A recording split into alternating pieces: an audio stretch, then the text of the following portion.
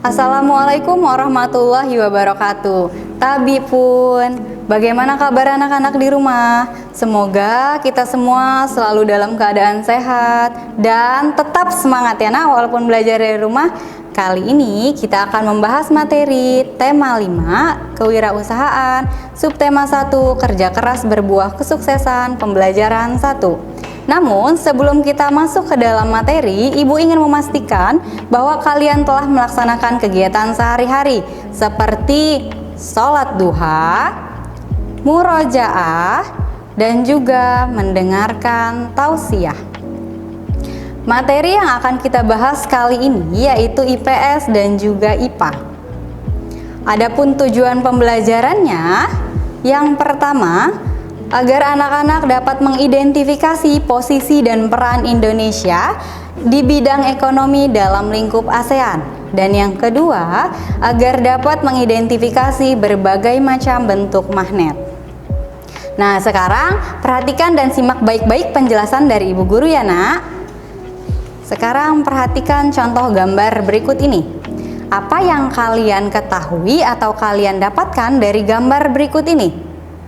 Iya, kita bisa lihat di sini bahwa pada gambar ini kita manusia sebagai makhluk sosial, artinya kita saling membutuhkan satu sama lain.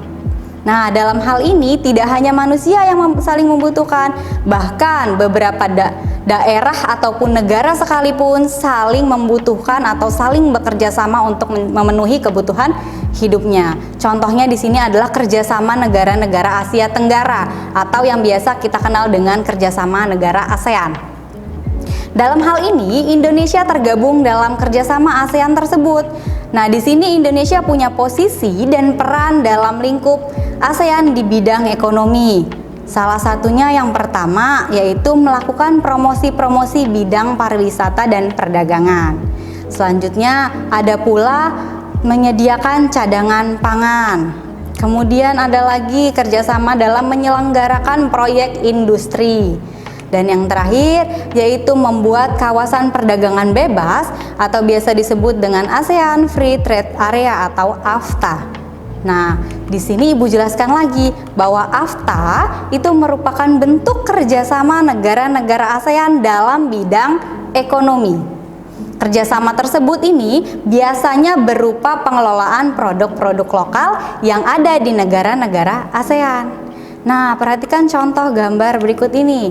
Ini adalah contoh dari produk lokal setiap negara.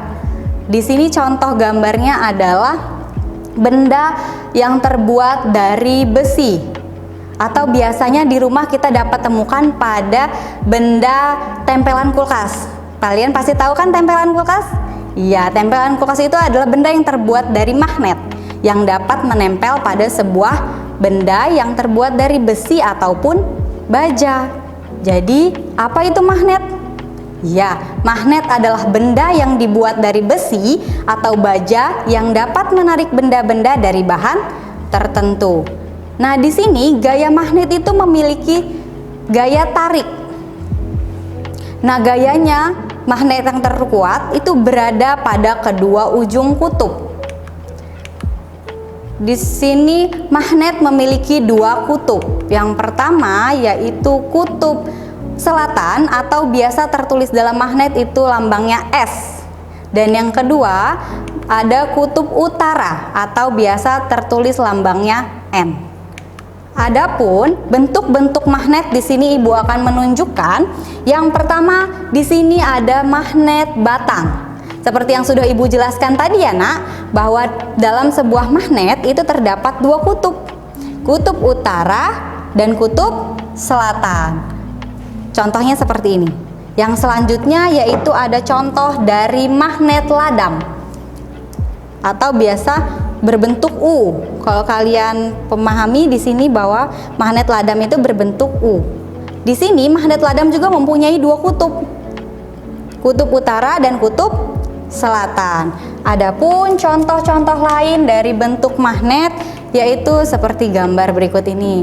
Seperti yang sudah Ibu jelaskan tadi, di sini adalah contoh dari magnet batang dan di sini adalah magnet ladam. Selain kedua bentuk yang sudah Ibu bawa, ada pula yang namanya bentuk magnet jarum. magnet silinder, dan juga magnet lingkaran. Bisa dipahami ya nak ya? Nah, demikian itu materi yang dapat Ibu sampaikan. Jadi pembelajaran apa yang sudah kita pelajari hari ini? Yang pertama yaitu mengetahui posisi dan peranan Indonesia dalam lingkup ASEAN di bidang ekonomi, dan yang kedua yaitu mengetahui tentang bentuk-bentuk magnet. Nah, Ibu rasa cukup sekian materi yang dapat Ibu sampaikan. Semoga bermanfaat, dan Ibu ingatkan kembali agar kalian tetap melaksanakan sholat duha, murojaah, tadarusan, dan juga sholat 5 waktunya. Baiklah, cukup sekian. Assalamualaikum warahmatullahi wabarakatuh.